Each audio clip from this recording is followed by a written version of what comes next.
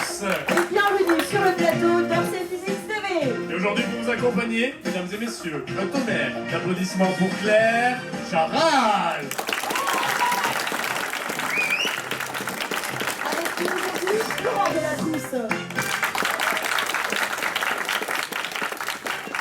Et on commence tout de suite avec un point fort, un point sport. Et notre envoyé spécial Jean-Pierre. Jean-Pierre, vous nous recevez?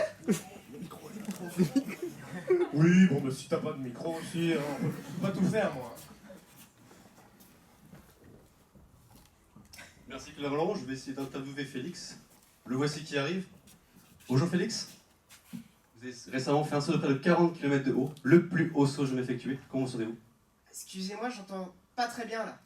Bonjour Félix, vous avez récemment fait un saut de près de 40 km de haut, le plus haut saut jamais effectué. Vous avez passé le mur du son, c'est un exploit dans notre milieu. Comment vous sentez-vous?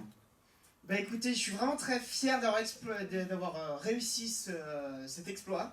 C'était très compliqué, mais j'y suis enfin arrivé. Qu'avez-vous ressenti durant votre saut? Et plus particulièrement lorsque vous avez passé le mur du son, puisque c'est une première mondiale, rappelons-le bien sûr. Alors c'était lors du passage, c'était vraiment compliqué, c'était assez violent, mais au final j'ai réussi à passer ce mur, et donc c'était vraiment génial. Vous allez bien actuellement? Ça va mieux. Et je vous propose ensemble de regarder un petit reportage que nous avons utilisé sur notre antenne qui relate vos faits.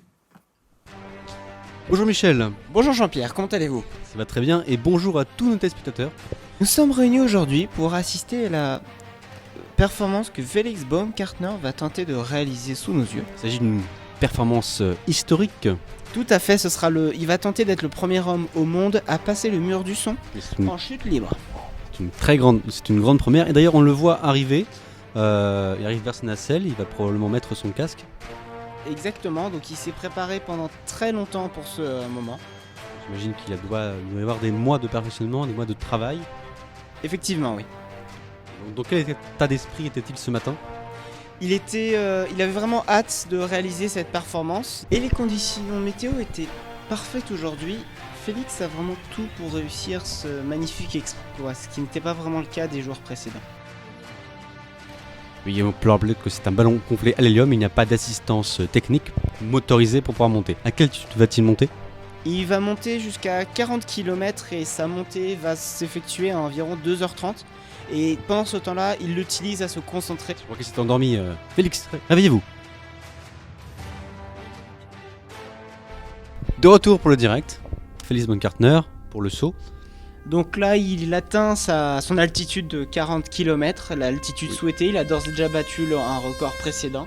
Et là, d'ailleurs, on peut le voir qui commence à sortir de sa nacelle. Il va probablement bientôt sauter. Le voici d'ailleurs.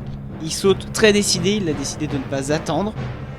Et c'est un beau triple front flip qui fait dès les premiers moments du saut. C'est magnifique, la beauté du sport sous vos yeux. Ah, c'est l'accélération, on voit l'altimètre qui diminue. Ça va de plus en plus vite. Il arrive dans l'atmosphère terrestre. Exactement, donc c'est vraiment maintenant qu'il faut qu'il décide à s'accélérer et à rester plus stable possible pour atteindre sa vitesse. Ou attention, Il y a un avion. Ah, c'est l'accident. Toutes nos condoléances aux familles, mais retour au direct oblige. il arrive bientôt à sa vitesse limite. Il faut qu'il passe ce cap, c'est très important. Qu'est-ce que c'est? Qu'est-ce que c'est que ce mur? Je ne sais pas. Qu'est-ce que c'est que ça? Pas du tout. Et c'est qui celle-là? Ouh là là, mais tu n'as rien compris. Le mur du son n'est pas un obstacle à franchir, mais un simple phénomène physique. Allez, on remonte, je vais t'expliquer.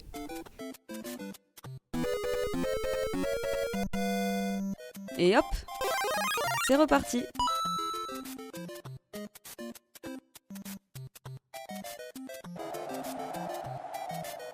Durant ta chute, tu crées des perturbations sonores autour de toi, appelées ondes acoustiques, qui se déplacent à la vitesse du son. Mais si tu accélères, tu les rattrapes. Et quand tu les dépasses, c'est-à-dire que tu vas plus vite que le son, tout le bruit que tu crées se réunit en un cône, le cône de Mach. Passer le mur du son signifie donc dépasser la vitesse du son. La pression et la densité à l'extérieur du cône sont plus faibles qu'à l'intérieur. C'est cette différence de paramètres physiques qui est à l'origine du bang entendu lors de ce phénomène. Et on reprend C'est le l'oiseau. il s'est pris un oiseau, une erreur de parcours. J'espère que le jury ne n'en tiendra pas compte. Non, je ne pense pas. Il s'approche du moment Il final. quitte son casque carrément. C'est beau. Il arrive enfin, et c'est- ça y est. Ah, c'est magnifique. J'espère que le jury ah, voilà, le jury arrive. Unanime. Et c'est une très très bonne note. C'est un 10. C'est la meilleure note du jury. C'est parfait. Voilà. Merci de nous avoir écoutés. Et à nous tous une trentaine.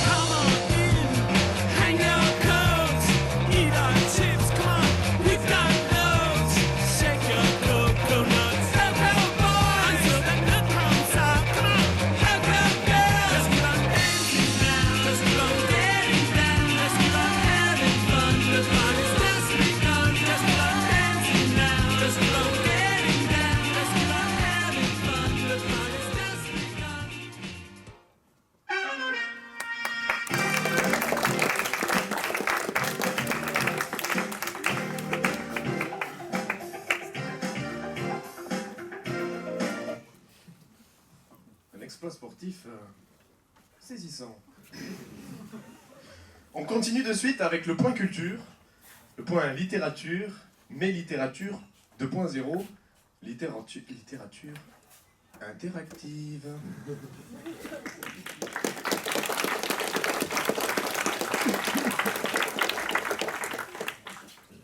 Bonjour à tous.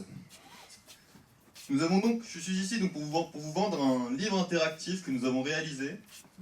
Donc, notre but c'était de pouvoir faire quelque chose qui permette d'apprendre en s'amusant, de ludique, mais aussi d'interactif. Et donc, comme aujourd'hui nous sommes pour ici pour vous le présenter, nous allons le faire avec vous. Et pour ça, donc, vous allez décider des choix qui vont orienter notre aventure. Donc, nous allons commencer tout de suite. Vous êtes donc un petit robot. Vous avez été conçu pour faire des tests. Et donc aujourd'hui, c'est vous qui allez décider donc, de l'issue de ces tests en votant. Alors, donc, à chaque intersection, vous allez avoir deux choix, donc A ou B. Alors pour faire le choix A, vous ferez ce signe. Et pour le choix B, vous ferez ce signe. Voilà, vous avez compris? C'est bien. On va commencer en douceur. Donc, vous êtes un petit robot, un tout petit. Est-ce que ça vous satisfait? Excusez-moi. Est-ce que ça vous satisfait? Ou est-ce que ça ne vous satisfait pas du tout? Allez, votez tous. Voilà, bon. Ils sont satisfaits? Ils sont contents? Ok, donc c'est normal, vous êtes un robot, vous êtes codé pour ça, donc vous êtes content de votre situation. Bon. Alors, dernier test de la journée par votre créateur. Il vous dit, vous avez deux objets, un morceau de papier, une pièce. Les deux doivent toucher le sol en même temps. Qu'est-ce que vous décidez de faire? Alors, en premier choix, vous pouvez soit pousser d'abord le morceau de papier, puis la pièce, ou alors vous pouvez pousser les deux en même temps. Allez, que choisissez-vous? Les gens choisissent plus de pousser les deux en même temps, je dirais. Ouais, c'est ça. C'était bien la bonne réponse. Donc, vous avez réussi le test, car d'après Galilée, donc la vitesse de chute d'un objet ne dépend pas de sa masse. Donc la journée est finie pour vous, votre créateur décide que vous pouvez vous reposer. Donc il vous prend, il vous rebranche dans la cuisine et il vous remet à recharger avant de vous présenter au labo le lendemain. Sauf que ce soir-là, il y a une chose de différent. En effet, il a oublié de vous éteindre. C'est peut-être le moment de partir à l'aventure. Ou alors non, vous restez sur votre chargeur tranquillement. Ah, voilà, ils veulent tous se barrer, allez on y va. Allez, c'est parti. Vous avez l'esprit aventureux, donc vous partez, vous vous baladez dans la cuisine, enfin bon, vous restez sur le plan de travail, sauf que là vous arrivez au bout. Impossible de descendre, c'est beaucoup trop haut pour vous. Donc qu'est-ce que vous voyez au bout? Deux éviers et un micro-ondes. Sauf que au-dessus du micro-ondes, il y a quelque chose qui attire votre attention, vous voyez deux formes blanches, deux avions en papier. Malheureusement, ils sont hors de portée, vous ne pouvez pas les atteindre. Donc vous continuez à avancer, donc là au niveau des éviers, vous voyez au fond de l'un d'eux une paille. La bonne taille, les bonnes dimensions pour pouvoir récupérer les avions.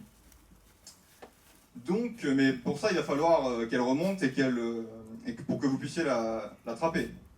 Donc, vous décidez d'allumer l'eau dans l'un des éviers. Sauf que c'est dans le mauvais évier que tombe le filet d'eau. Il va falloir faire quelque chose. Un peu dépité, vous regardez autour de vous en cherchant une solution, et là vous voyez un vieux peigne et un chiffon en plastique. les scientifiques et l'ordre, c'est pas trop ça. Donc, qu'est-ce que vous décidez de faire? Alors, soit vous prenez le peigne et le chiffon en plastique et vous frottez, ou alors vous utilisez tout simplement le peigne directement sur le filet d'eau. Ok, les gens sont pas trop motivés. Allez, on vote. Si. Les gens veulent jouer MacGyver parce qu'ils ont lu en fait. C'est ça. Donc, en frottant le peigne avec le chiffon, vous arrachez les électrons, et comme l'eau est légèrement conductrice, le filet d'eau est bien dévié et peut tomber dans le bon évier. Donc, comme le niveau de l'eau monte, et donc vous pouvez récupérer la paille et donc faire tomber ensuite les avions.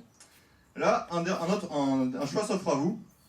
Choisir l'avion avec les ailes plates ou les ailes bombées. Allez, choisissez. Aile bombée ou aile plate, à gauche ou à droite. Les gens veulent les ailes bombées, visiblement. Donc c'est bien ça, hein, la portance est augmentée par le fait que les ailes soient bombées. Donc là, vous pouvez vous envoler vers l'aventure. Bon, vous voyez, là c'est un peu court, c'est dommage. On pourrait peut-être continuer. Donc qu'est-ce qui se serait passé si vous n'aviez pas pris vos cours de mécaflux et que vous aviez décidé de prendre le mauvais avion? Eh bien, vous vous seriez lamentablement craché sur la table. Donc ensuite, mais lorsque vous arrivez sur la table, vous entendez un bruit qui vous inquiète un peu. En effet, le chat commence à se rapprocher de la table et vous ne voudriez pas qu'il commence à jouer avec vous, ce serait un peu dangereux pour vos circuits. Mais sur la table, vous apercevez un cendrier, une boîte d'allumettes et la boîte de croquettes. Pour distraire le chat, ce serait quand même intéressant de lui filer des croquettes. Donc, mais vous devez parvenir à ouvrir la boîte. Alors, ce qu'il faut savoir, c'est que la boîte a un clapet magnétique. Et donc, soit vous prenez une allumette pour chauffer la boîte, ou alors vous utilisez vos muscles et vous poussez la boîte. Allez, que choisissez-vous? Ah, c'est compliqué là-bas. Ils sont peut-être plus chauds pour chauffer. Ouais, plus chauffer, ouais, je pense. Chauffer. Et c'est une bonne idée, parce que, donc, comme la boîte est fermée par un clapet magnétique, lorsque vous chauffez ce clapet, au bout d'un moment, il atteint ce qu'on appelle sa température de Curie, c'est-à-dire que l'aimant se démagnétise. Donc il ne retient plus le couvercle. Donc la boîte s'ouvre, et les croquettes se répandent un peu partout sur le sol. Donc le chat, attiré par ça, bien sûr, vient les manger, et donc il est juste en contrebas. Donc là, vous pouvez faire des choses. Alors, est-ce qu'on repart une nouvelle fois à l'aventure, ou est-ce que non, en fait, on reste coincé sur la table, je ne sais pas. Ouais, ils aiment l'aventure, hein, donc bah, on continue. Et donc, sur le dos du chat, vous pouvez partir à l'aventure et sortir enfin de cette cuisine, qui est une sorte de prison pour vous, mais maintenant vous pouvez aller explorer la maison et qui sait découvrir encore de nouveaux horizons. Donc j'espère que ça vous a plu, ce n'était que certains des chemins qu'on peut explorer, donc n'hésitez pas à aller sur le site pour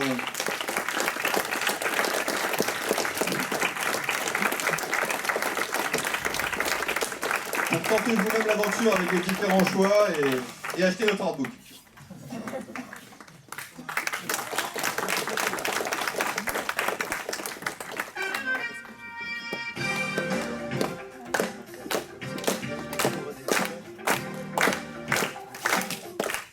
Merci beaucoup. Quittons le domaine de la littérature pour celui du 7e art. Aujourd'hui avec nous sur le plateau, Luce Besson. Bonjour Luce, comment allez-vous? Ça va. Alors vous êtes la réalisatrice du nouveau film de fiction Un monde sans Newton. Dites-nous un petit peu pourquoi avoir choisi le cinéma. C'est le meilleur moyen d'expression. Les images, les sons. Bon, je comprends tout à fait. Mais alors du coup, quel était le message derrière ce long métrage? Je voulais montrer aux gens qu'à travers une découverte scientifique fondamentale, on pouvait changer le cours de la vie. En effet.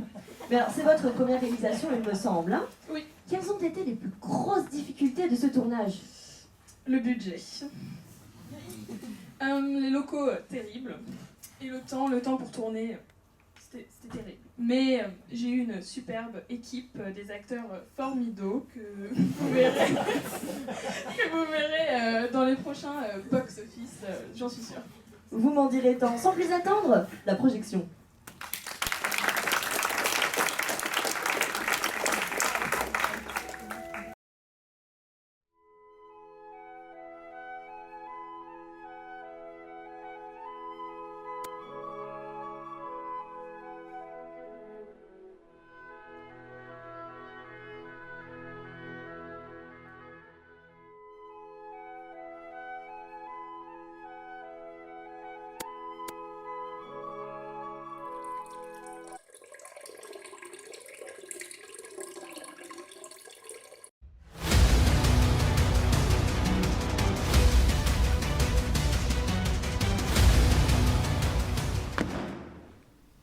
Bien, aujourd'hui, la chute des corps. On va voir ensemble l'intégralité de nos connaissances sur le sujet. Commençons.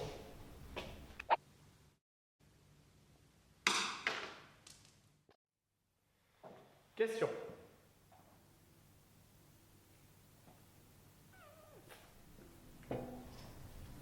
Bien. Chapitre suivant.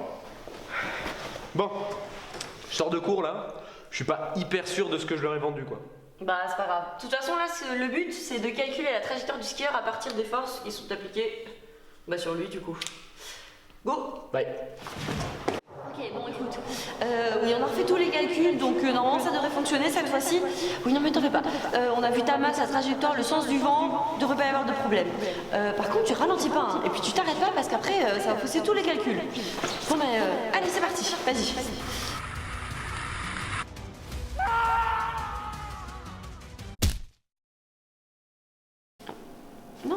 Non, bien sûr.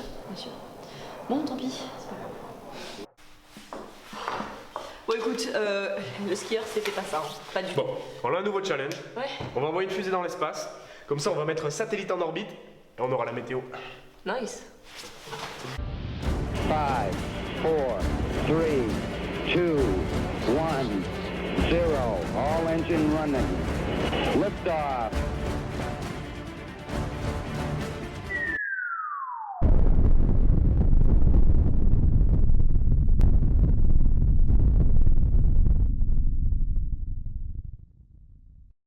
Bonsoir et bienvenue pour les prévisions météorologiques du soir. Papy Futé nous informe que ces rhumatismes du genou le font atrocement souffrir, ce qui signifie beaucoup de pluie. Bon, météo sans satellite, non. Il faudrait une loi grâce à laquelle on pourrait calculer la trajectoire des corps à partir des forces qui s'appliquent dessus. On va réunir toute l'équipe.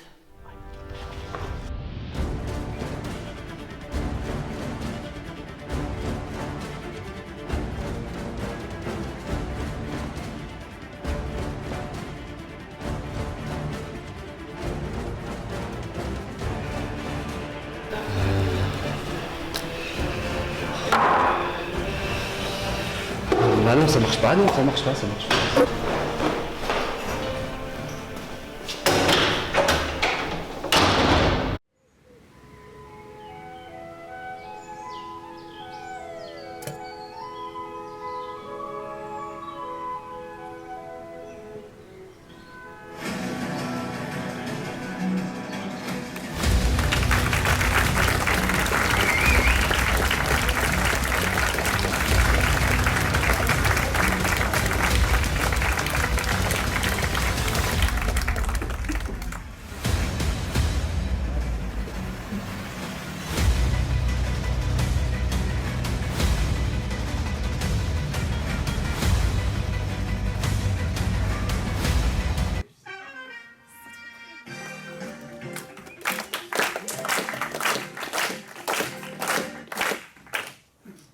Des acteurs pour le moins talentueux. On enchaîne de suite avec une expérience de physique pour le moins extraordinaire. On vous a dégoté les 3 meilleurs dans leur domaine, même si c'est pas flagrant. Mesdames et messieurs, l'expérience en live.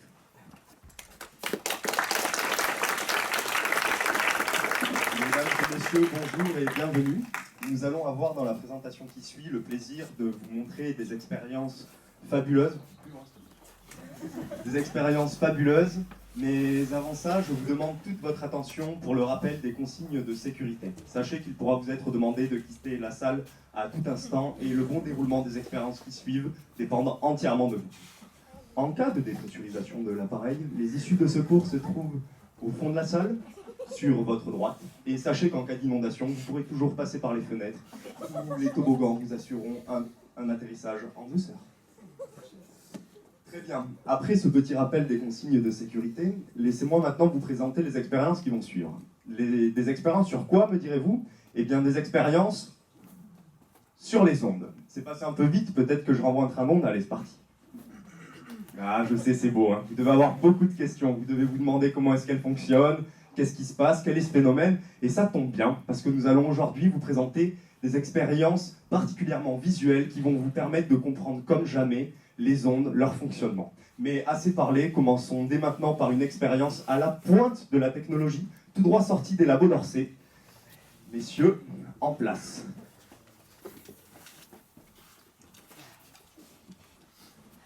Eh bien oui, mesdames et messieurs, j'ai l'immense privilège de vous présenter la Vibracorde. Ce fabuleux dispositif va nous permettre de vous montrer des ondes comme vous ne les avez jamais vues. Donc je renvoie une onde. Hop, voilà, c'est beau, non? Voilà, donc là il y a la vitesse de l'onde qu'on va pouvoir voir, qui va être représentée par cette jeune demoiselle. Hop, je renvoie une onde. Ouais, bah c'est vite. Donc je vais faire, pour que vous compreniez mieux, ça va être vachement clair, on va faire une onde à un instant donné. Hop, donc voilà, l'onde elle va ressembler à ça. Et ouais, je vais définir plusieurs choses pour parler des ondes. Donc premièrement, je vais définir la longueur d'onde, donc ça va être la distance entre deux maximums. Et je vais définir également la période, ça va être le temps que va mettre la vitesse à parcourir une longueur d'onde. Et on va définir une troisième chose, ça va être l'amplitude, ça va être la moitié de la distance entre un maximum et un minimum. Voilà, l'amplitude. Et on va parler d'un autre phénomène qui va apparaître quand on va fixer une extrémité de la corde, donc la main gauche, tout au bout là-bas, de Guillaume. Et donc, par exemple, on la fixe à un mur, et donc quand je vais envoyer une onde, hop, et ben elle va repartir dans l'autre sens. Donc il va y avoir une onde émise et une onde réfléchie. Et donc ce qu'on peut faire, c'est s'amuser à fixer l'autre bout de la corde encore. Et donc là, il va y avoir une onde réfléchie, une onde émise, mais elles vont se superposer et ça va faire un phénomène assez bizarre. Et là, ça fait un peu n'importe quoi. Et là, moi je suis désolé, mais je comprends rien et j'ai quelque chose de bien mieux à vous montrer. Alors c'est un graphiste de Paris qui nous a fait ça, donc... oh, désolé. Donc c'est un graphiste de Paris qui nous a fait ça, donc je vais lui faire de la pub, il s'appelle Bol, faut le remercier. Et donc, donc qu'est-ce qu'on a représenté ici? Alors en rouge c'est notre onde incidente, donc notre onde émise, et en bleu c'est notre onde réfléchie. Donc bien sûr nos deux ondes elles ont la même fréquence, la même vitesse, cependant elles se déplacent dans deux directions opposées, comme cela. Alors donc il faut bien imaginer que donc on a nos deux extrémités qui sont fixées, donc ces ondes rebondissent sur les parois, et donc nous ce qu'on observe c'est la superposition donc de ces deux ondes. Donc la corde qu'on va voir, nous, c'est la superposition des amplitudes. Donc par exemple, à ce moment-là, nos ondes sont en opposition de phase, et donc là, ce qu'on va observer, donc, c'est une corde plate. Donc voilà. Donc prenons un instant juste après. Nos deux ondes se sont déplacées, donc se sont déplacées selon un sens. Et donc là, notre corde, elle s'est modifiée, donc selon ce schéma-là. Et prenons encore un instant d'après, prenons où elles sont en opposition de phase, où elles sont en phase, et donc là on a une résonance, on a une amplification maximale, et donc on obtient ça. Donc ici on va définir deux choses, on va définir les ventres, donc c'est les lieux où les maxima sont possibles, et les nœuds où les maxima, où l'amplitude est toujours nulle. Bon, je sais c'est un peu théorique tout ça, mais il n'y a rien de mieux que de la pratique, et pour ça, rien de mieux que un ressort. Alors, donc nos deux messieurs vont faire les extrémités, et il nous faut aussi un agitateur, donc ce petit homme fera l'agitateur. Donc il va agiter, allez, agite. Et là, donc là, qu'est-ce qu'on observe ici? Donc, bien sûr, nos deux extrémités sont fixes, sauf pour l'agitation, bien sûr. Donc ici, on observe le premier ventre. On observe un seul ventre, donc on appelle ça le mode fondamental. Bon, monsieur, vu qu'il est très chaud, il va nous faire quand même un peu plus rapidement. Donc voilà, donc ici on remarque très bien que ce lieu ne bouge pas, son amplitude ne bouge pas. Donc ici on a bien un nœud et ici on observe toujours nos deux ventres. Donc ici on appelle ça le mode 2. Mais monsieur est très très chaud, il va nous faire le mode 3. Et donc là, on peut voir ici un nœud, ici le deuxième nœud, on observe 3 ventres, c'est le mode 3.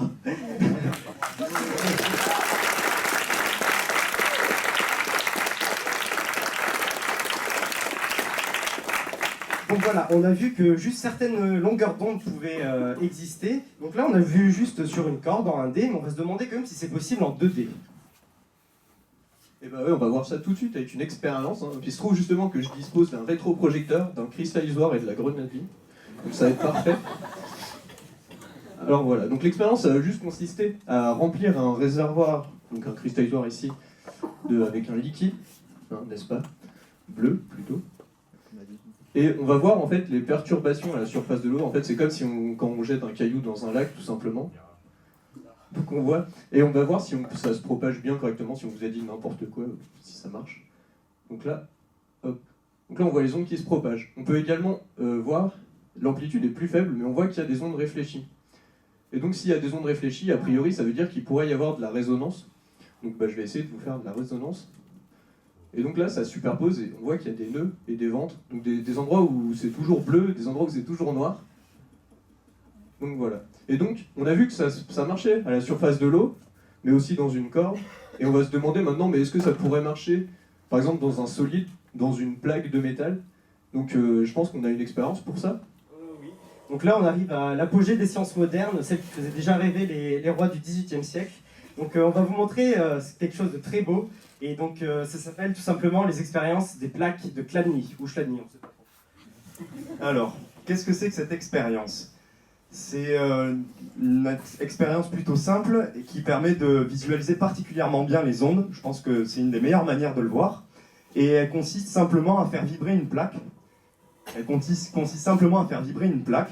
Pour la première fois, ça a été réalisé il y a plus de 200 ans en faisant vibrer une plaque avec un archet de violon.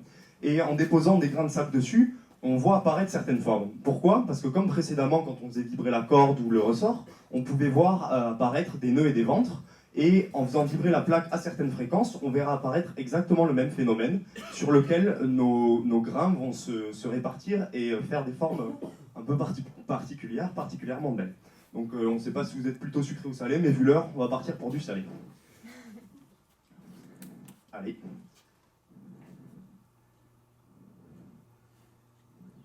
Mais un peu plus de sel peut-être, ça fera pas de mal.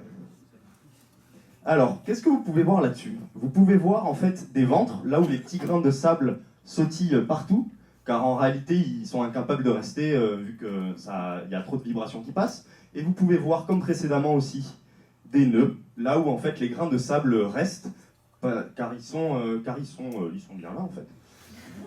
Après, vous avez vu tout à l'heure qu'on pouvait augmenter la fréquence, et en faisant ça on voyait apparaître plus de nœuds et plus de ventres. Mais en fait on peut faire exactement la même chose ici. Vas-y, fais-toi plaisir. On peut faire exactement la même chose ici, et vous allez voir une figure plus complexe apparaître. Oh, c'est beau, hein? Ouais, je sais que vous trouvez ça beau. J'en doute pas. Et on pourrait continuer comme ça encore longtemps. Peut-être tu veux essayer de choper la suivante, vers 500. Mais vous pouvez donc voir que le son devient de plus en plus horrible. Ce qui est tout à fait normal, et on pourrait continuer comme ça longtemps, mais on vous ferait réellement évacuer la salle si on faisait ça. Et puis c'est pas du tout parce que notre plaque supporte pas les longueurs d'onde, les fréquences trop grandes, hein, c'est pas ça, hein, pas du tout. Donc très bien, nous arrivons à la fin de notre présentation, j'espère qu'elle vous a plu et que vous avez mieux compris les ondes, mais j'aimerais que vous réalisiez quelque chose de très important, c'est qu'en réalité, nous vous avons montré des expériences uniquement sur les ondes mécaniques, et nous aurions pu vous en montrer sur d'autres types d'ondes, comme les ondes sonores ou encore les ondes électromagnétiques, et nous aurions pu vous montrer exactement les mêmes phénomènes. Et si vous n'aviez pas compris le fin mot de l'histoire, c'est qu'en réalité, les ondes, c'est cool. Merci de votre attention et bonne fin de présentation.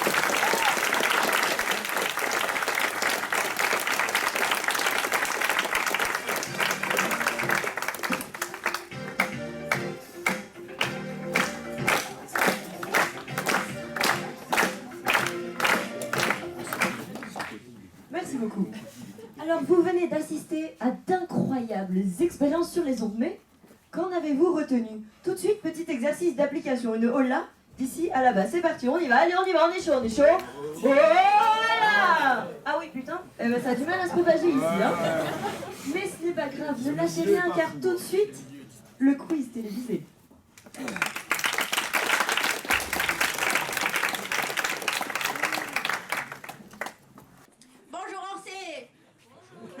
va? Alors, bienvenue à notre quiz télévisé. Physics or not physics, that's the equation. En exclusivité sur la chaîne internationale. Or c'est Physics TV. Donc comme vous pouvez le voir, je suis un petit peu malade. C'est dommage, j'allais venir jeudi. Et donc, aujourd'hui, ça va se présenter comme suit. On va vous présenter 3 thèmes. Et pour chacun de ces thèmes, on va commencer par vous montrer des interviews de gens que nous avons rencontrés dans la rue. Ensuite, ça sera à vous de jouer. Pour cela, vous pourrez utiliser les feuilles de vote qu'on vous a gentiment distribuées. Donc, petite démonstration pour comprendre comment ça marche. D'abord, bon, si par exemple vous voulez voter A, vous devez orienter la feuille de sorte à ce que vous puissiez voir la lettre A au bas de votre feuille. Ensuite, vous lèverez cette feuille bien haut jusqu'à ce qu'on vous ordonne de la baisser. Très bien, baissez les bras. Merci. Commençons tout de suite avec notre premier thème, l'effet tunnel. Donc, Et, comme promis, voici les interviews. alors, qu'est-ce que l'effet tunnel vous évoque? L'effet tunnel.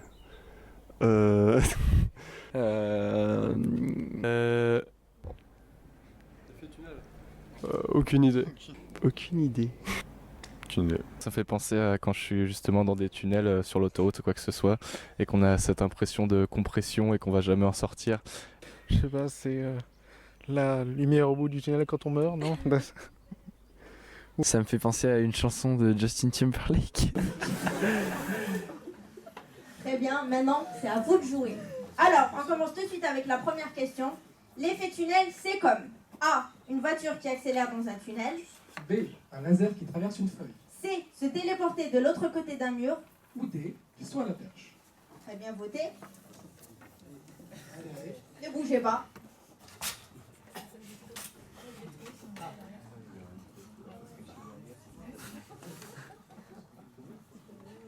Ne bougez pas. Vous pouvez sourire aussi. Souriez.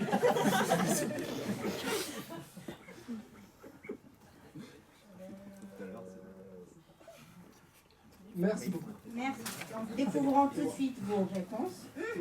Intéressant, intéressant, il y a des physiciens parmi nous. Donc, avant d'avoir la réponse, nous vous invitons. Nous invitons à visionner les explications de notre expert international ici présent à Orsay. Le professeur Jean-Baptiste Junior.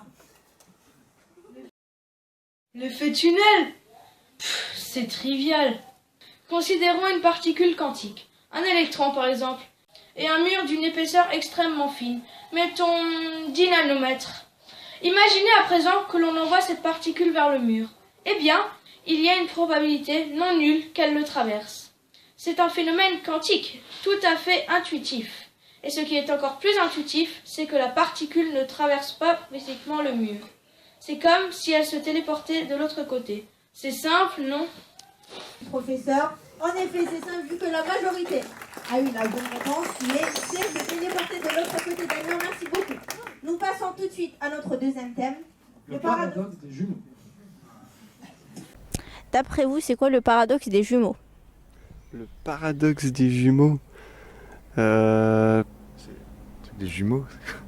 Je dirais le paradoxe des jumeaux, c'est d'avoir des jumeaux qui ne se ressemblent pas, d'un point de vue physique et d'un point de vue psychologique. C'est genre des jumeaux qui sont pas vraiment des jumeaux, ou bien c'est genre les faux jumeaux, je crois, non? Et toi alors, t'es fort en physique, tu sais pas, non? Très bien, c'est ça votre tour de jouer. Et la question est, qu'est-ce que le paradoxe des jumeaux? A, des jumeaux qui ne se ressemblent pas. B, des jumeaux qui n'ont pas la même date de naissance. C, des jumeaux qui n'ont pas le même âge. D, des jumeaux qui n'ont pas le même père. Très bien voté.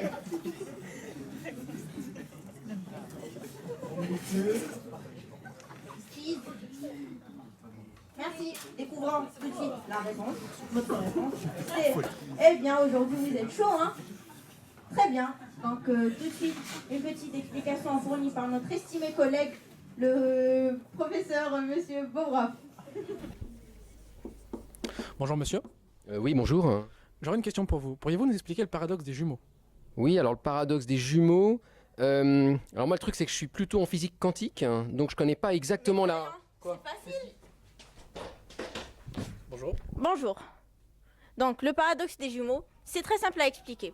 Vous prenez deux jumeaux, l'un sur Terre, l'autre qu'on envoie dans une fusée à une vitesse très proche de celle de la lumière. Ok? Donc, à son retour sur Terre, après plusieurs années écoulées, il se trouve que le jumeau voyageur soit plus jeune que son frère. Sérieusement? Ouais, sérieusement. Et ceci a été expliqué par Einstein dans le cadre de la relativité. Pour que la vitesse de la lumière reste constante, il faut que le temps se dilate. Merci beaucoup, mademoiselle. Je vous en prie. Donc, vous avez bien fait la réponse. Qui est des jumeaux qui n'ont pas le même âge. Bon, bah, vous êtes bien partis. Nous verrons pour le dernier thème. La diffusion thermique. quelques interviews. Parti? Oui. Ok. Ok. Alors, qu'est-ce qui est le plus froid? Ce côté-là. Quel côté? Le côté métallique. D'accord. Et à votre avis, pourquoi? Parce qu'il est métallique.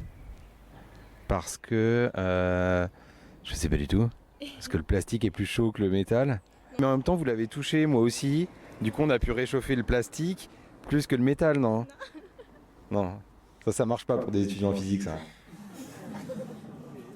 Alors, vous en pensez quoi? Pourquoi le métal semble plus froid que le plastique? A. Ils n'ont pas la même densité. B. Ils ne conduisent pas la chaleur de la même manière. C. Ils n'ont pas la même température. Ou D. La réponse D.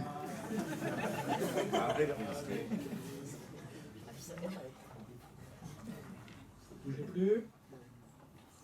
Merci. Ah mais non, mais vous me décevez là, c'est la réponse D. Non mais on verra tout de suite la réponse après l'explication fournie par notre duo de choc, Fred et Jamy. Bonjour, je vais vous expliquer la conduction thermique. Alors qu'est-ce que c'est? Selon le matériau que l'on touche, on sentira plus ou moins la chaleur. Par exemple, pour un métal, on le sentira plus froid que du plastique. Mais pourtant, ils sont à la même température. Et ben alors, comment ça se fait? Tu peux nous expliquer ça, Fred? Mais oui, Jamy, prenez cette cuillère métallique à la température de l'air par exemple. Quand je la touche, je la sens vraiment froide. C'est un bon conducteur thermique. A l'inverse, quand je prends ce stylo en plastique dans la main, je le sens pas froid au toucher. C'est un isolant thermique. Jamy, tu nous expliques? Concrètement, les électrons du métal sont plus mobiles que ceux du plastique. Ainsi, ils transmettent mieux leur température. Donc, on ressent plus la différence de température entre notre corps et le métal qu'avec le plastique. Merci à notre cher duo. C'est la réponse C, je vous l'avais dit. Et non, je déconne, la bonne réponse est B. Ils ne conduisent pas la chaleur de la même manière. Eh bien, le show arrive à sa fin. Stagiaire, s'il vous plaît. Nous vous remercions d'avoir participé à notre jeu. J'espère que cela vous a plu. En attendant, continuez à adopter ces questions.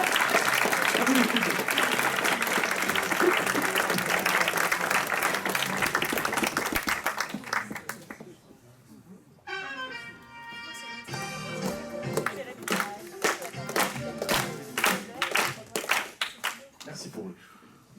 On s'approche de la fin du show, s'il vous plaît. C'est assez dur comme ça. Donc, on s'est dit, on va finir avec quelque chose qui va plaire à tout le monde, quelque chose dont vous rêvez tous, individuellement. Mesdames et messieurs, le cours de physique, avec le professeur Moustache. Merci Laurent. Bonsoir. Bonsoir, merci d'être là. Donc nous allons commencer avec le PowerPoint. Donc aujourd'hui nous allons parler de la diffusion Rayleigh, un phénomène bien connu. Diapositive suivante s'il vous plaît. Diapositive suivante s'il vous plaît, merci beaucoup. Donc là effectivement on voit donc des courbes de Rayleigh, les maximums en intensité, non le pointeur on verra mieux. Le maximum en intensité pour des faibles valeurs de lambda, donc bon, ça on comprend évidemment pourquoi le ciel est bleu, hein. Je vous ai mis une page Wikipédia pour que vous compreniez mieux. Bon, je l'ai mise en néerlandais parce que ça paraît quand même beaucoup plus compréhensible comme ça. Voilà, Van Destenbloef, c'est évidemment beaucoup plus clair. Merci de votre attention, j'espère que ça vous aura servi à quelque chose. Est-ce que ça vous avez des questions? Oui, le monsieur là-bas qui... J'ai rien compris. Ah, venez ici, ce sera plus simple. Donc la lumière qui nous arrive ici sur Terre est une onde électromagnétique composée de toutes les couleurs. Elle est émise par le soleil. Vous êtes le soleil, monsieur. On l'applaudit, s'il vous plaît.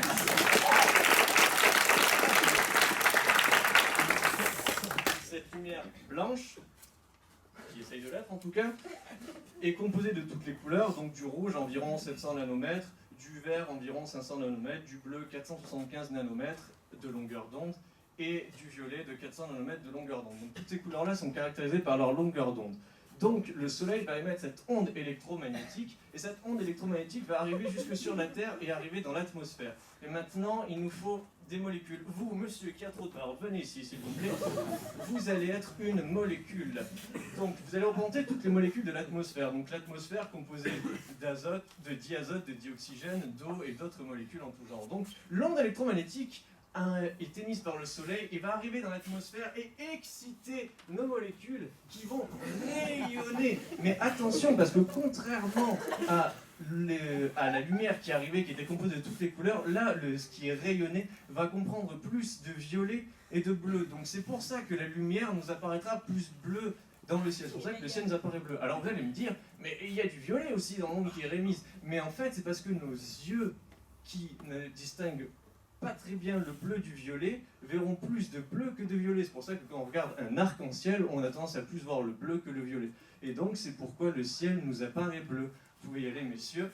Maintenant, je vais donc vous présenter un petit clip réalisé par le ministère de l'Éducation nationale dans le cadre des enseignements innovants. Donc, appréciez tout ça. Merci beaucoup.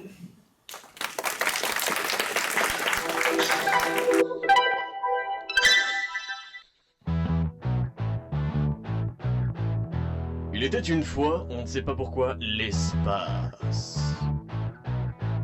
Dans cet espace, des millions d'étoiles il y a. Le soleil est l'étoile que nous vénérons, et autour de lui, la Terre tourne en rond. Ce rocher en forme de sphère est protégé par l'atmosphère. Cette unité d'élite fantastique et bien unique, composée d'azote, d'oxygène et d'eau. Elle lutte contre les corps spatiaux. Terrien, vous saurez enfin pourquoi le ciel est bleu, écoutez ça. De la mer, ce n'est pas le reflet, et l'atmosphère en train de rayonner. Terrien, vous saurez enfin pourquoi le ciel est bleu, écoutez ça. De la mer, ce n'est pas le reflet, mais l'atmosphère en train de rayonner. Le soleil veut détruire la terre, et l'atmosphère ne le laissera pas faire. Tous ces innocents qui sont menacés par un tyran surexposé.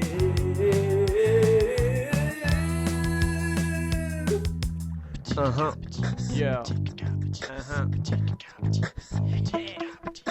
Longtemps mis à l'écart, maintenant je suis au centre. J'illumine des milliards de vies toutes innocentes. Pas la peine d'en parler, je suis un astre né, surexposé à briller sans arrêt. J'ai besoin d'évacuer du planète, je suis entouré, mais la terre cesse de me résister. Toujours en train de tourner, surpeuplé, effronté.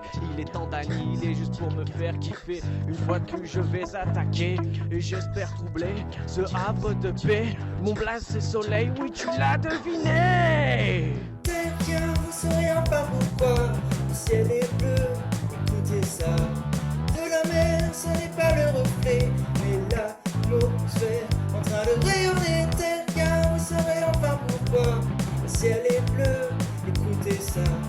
De la mer, ce n'est pas le reflet, mais l'atmosphère en train de rayonner. Une fois de plus, nous voilà attaqués par le soleil et son armée de lumière et d'énergie sont composés. Une fois de plus, nous allons devoir lutter.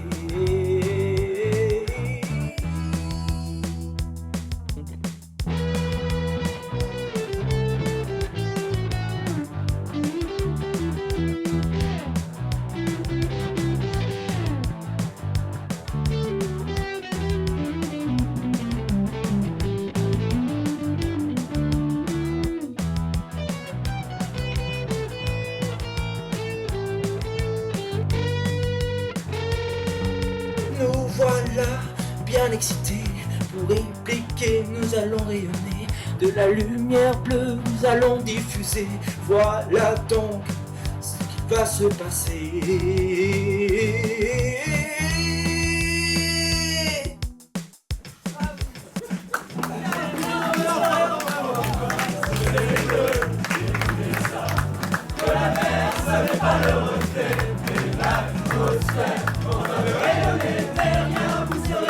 Pourquoi le ciel est bleu, écoutez ça.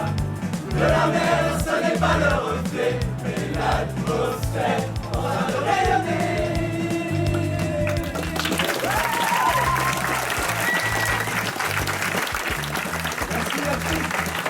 Merci.